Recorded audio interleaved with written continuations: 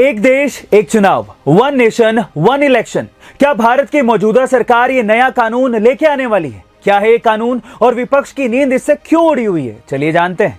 देखिए, एक देश एक चुनाव का मतलब बड़ा साफ है कि पूरे देश में एक ही बार में लोकसभा और विधानसभा के चुनाव करवाए जाएंगे और एक साथ चुनाव कराए गए तो सभी राज्यों में हर पार्टी की सरकार को बर्खास्त कर दिया जाएगा। फिर एक साथ मुख्यमंत्री और प्रधानमंत्री को एक ही बार में चुना जाएगा। इससे फायदा यह होगा कि एक ही बार में अगर चुनाव होता है तो बार बार होने वाले प्रशासनिक और सुरक्षा बलों पर खर्च किए जाने वाले पैसे बच जाएंगे।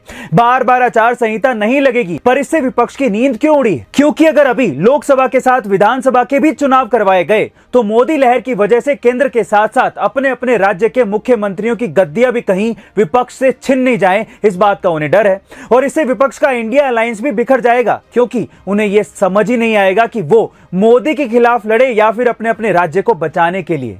गाइस, पर जो भी हो रहा है हमारे भारत देश के भले के लिए हो रहा है और हमें इसका सपोर्ट करना चाहिए, क्योंकि पैसे तो हमारे ही बचेंगे। एक बार एक रिपोर्टर ने बिल गेट्स से पूछा कि सर, आप इतने अमीर कैसे बन गए? आपकी इस अमीरी के पीछे का राज क्या है? इस पर बिल गेट्स ने बिना कुछ कहे अपनी जेब से चेकबुक निकाला और रिपोर्टर से बोले, इसमें से एक चेक निकालो और जितना चाहे अमाउंट भर लो और वो चेक तुम रख लो। इस पर रिपोर्टर एकदम से हड़बड़ा गया। उसे लगा शायद बिल गेट्स गुस्सा हो गए। उसने कहा, नहीं सर, मुझे पैसे नहीं चाहिए, आप बस आपकी इस अमीरी का राज बता दीजिए। इस पर बिल गेट्स ने फिर से रिपोर्टर से कहा, इसमें से चेक निकाल लो, तुम अभी अमीर बन जाओगे। रिपोर्टर फिर से बोला, नहीं सर, मैं पैसे नहीं मांग रहा हूँ, आपकी सलाह मांग रहा हूँ। इस पर बिल गेट्स ने कहा, मैंने तुम्हें अभी अभी अमीर बनने का एक मौका दिया था, लेकिन तुमने उस मौके का फायदा नहीं उठाया और मैं कभी भी मौका नहीं छोड़ता, इसलिए आज मैं इतना अमीर हूँ। गाइस, इसीलिए कहा जाता है कि सही समय पर सही निर्णय लेना बड़ा जरूरी है। भारत की एक ऐसी रहस्यमय झील जिसके अंदर अरबों रुपए का सोना छिपा हुआ है, लेकिन आज तक कोई भी